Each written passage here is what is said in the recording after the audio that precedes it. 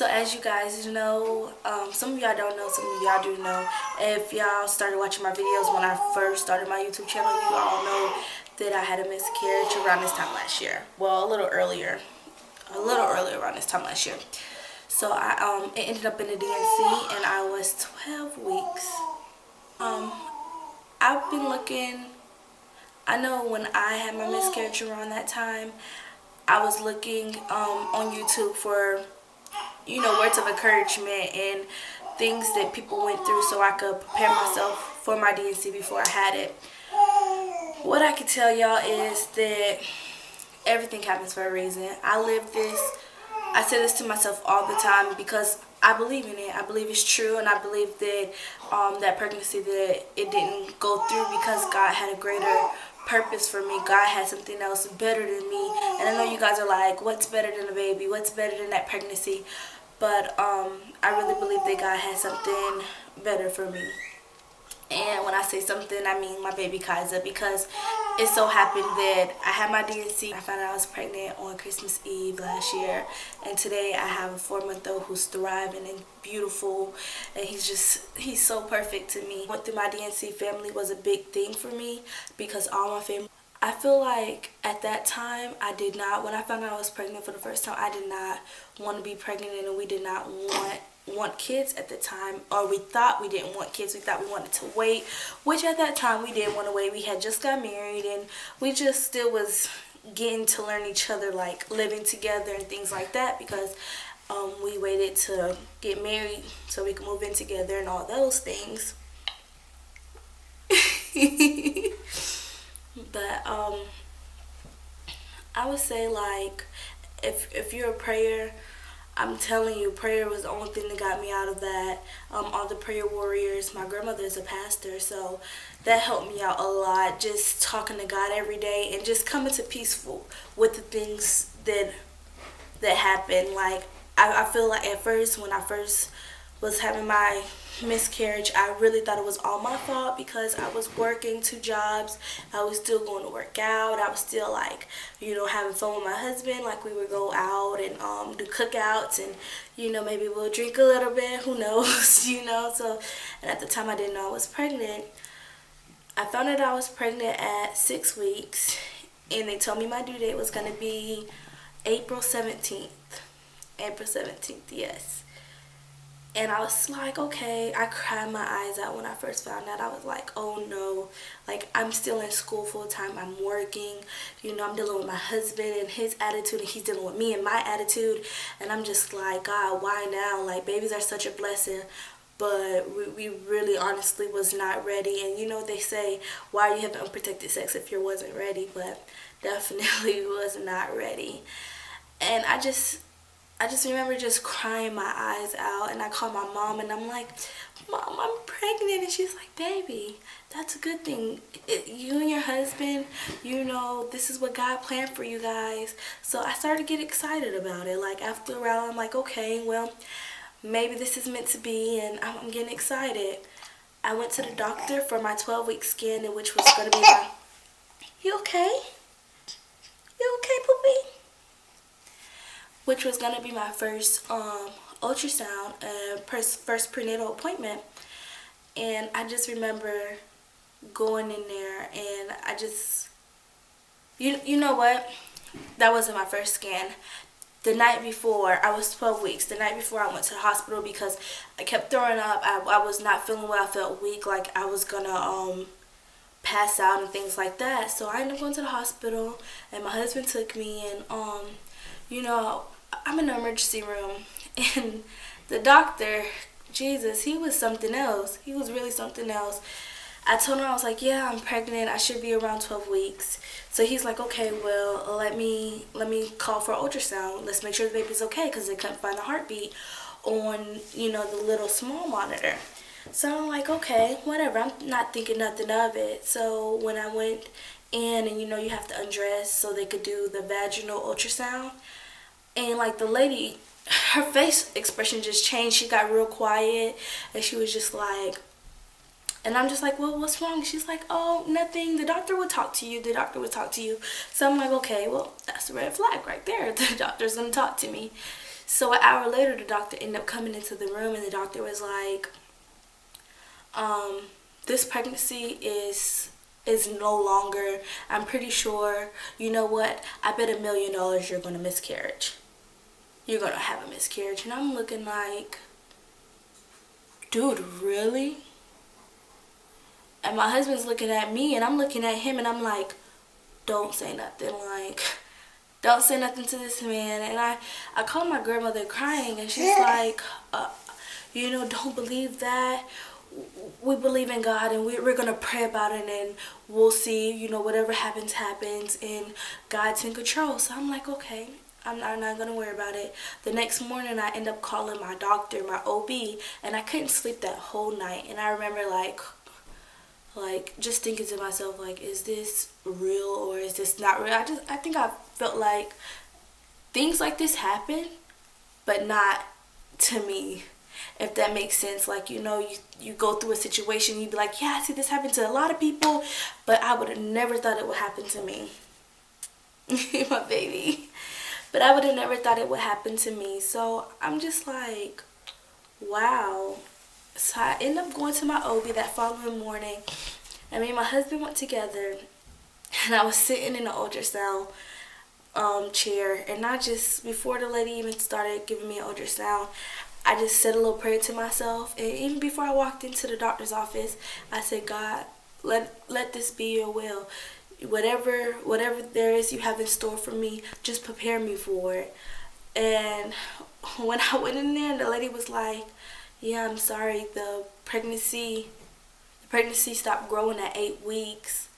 The heart stopped beating. I just felt my heart drop into my stomach, and I'm just like, wow, like, this is really happening. And I just remember just looking at my husband, and he looks like he's about to cry, and I'm just like, don't cry, because that's going to make me cry. But I already knew that everything happens for a reason, so I just was like, okay. So we knew we did not want kids right now, but, we did kind of get excited for it, and now it's done. It's just like, I got excited. I could only be excited for a week, and then not, like, it's gone. But my tips would be like, if I could do anything back with that situation, I would not tell anybody, because I was so early that I went and told all my friends, and all my friends were so excited, and all my family members were so excited, because this was going to be the first grandbaby. So I wouldn't have told anyone, because I'm a very private person. I try to stay private for the most part, especially things that my husband and I go through, and things that we could fix on our own and talk to each other about. I really try to stay very positive but private about things. And I feel like if I was to mourn by myself, I probably would have mourned longer. So I am happy that I did tell my mom and, like, my close family, but I would, if I was to do that again, I would wait to post it on Facebook, and because then you have to think, like, all the people who, if somebody tells you, I'm sorry for your loss, that's going to make you think about your loss. That's going to make you cry, and that's going to make you sad. And after hearing, I'm sorry for your loss for 2 weeks straight, you'll be like, I'm so tired of people feeling petty for me. Like, I'm okay, just let me mourn by myself in private. And that's just what type of person I am. Like, even when my father died, I was young, but I've always been the type of person that don't really like for people to see me cry. I like to go in my room and just think to myself and cry on my own, I guess. And he is just looking. He being such a good boy. But I'm honestly making this video for people who have went through a miscarriage and a D&C, because the D&C process was so scary to me. Like, I just remember laying there on that bed and just laughing but crying at the same time. I think that I was so ready for that horrible nightmare to be over with that I I didn't know what kind of emotions to express, because like I said, I'm not really a person that likes to cry out in front of people. I rather laugh and just like, hold all my feelings in, and especially the only person I feel really comfortable with talking about all my feelings is my husband and my mom. So like, just imagine being around all these nurses and you just crying, but they're making jokes, so you're trying to laugh. And then I went to sleep, and after my surgery, waking up and just having my family right there around me was just the best thing ever. And I just knew that this was meant to be, and that God has a plan for me.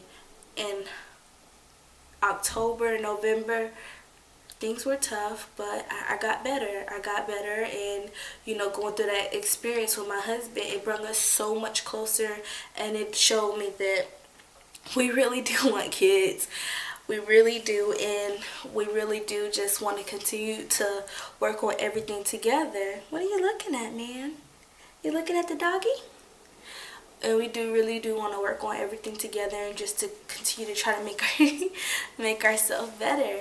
So not only ourselves, but our union, our marriage. So we definitely started working on that, and it's just so crazy that on Christmas Eve, my period was super late anyway, so I was like, okay, hold on, what's going on? But I did get off the implant, and if you don't know what the implant is, it's the thing that goes in your arm. So I'm like, okay, well, maybe that's why my menstrual is late. Maybe that's why I'm all discombobulated or whatever. So I'm like, okay, whatever. I'm not even thinking nothing of it. And everything I smelled made me sick. Everything I smelled just made me so sick to my stomach. So I'm like, oh my gosh, I remember this. I really, really remember this. So I was like, okay, let me take a pregnancy test. And sure enough, I was pregnant. When I tell you, the tears was not like I'm scared or I'm sad type of tears. These tears were so happy, like, thank you, God. Like, everything you did was for a reason. And I'm telling you guys, if I ever question God, I will never question him again, because he blessed me with the most sweetest, happy, loving baby boy in the world. Like, that's why I came to make this video today, because I want you guys to, anybody who's having fertility issues, anybody who's had multiple miscarriages, a miscarriage, a D&C, do not give up, because if you keep your faith and you keep on just being positive about the situation, it will happen for you. Because although Kaiser was he was semi planned, I would say, we knew after that situation we really did want a baby, and we just was like, okay, if it happens, it happens. It's in God's will for us. And that's why I just want to tell you guys that anything is possible if you remain positive and you keep God by your side and you just love. I opened up my heart again, and I'm telling you guys, as soon as I opened up my heart again and I felt myself being more open about the situation and talking more about my miscarriage and my D&C, because you know what, I thought I was alone, because you guys to know, if you're going through this, you are not alone, and to keep positive and to keep trying and keep your heart open and keep trying, because it's going to happen for you, because it happened for me in the most sweetest and purest way ever.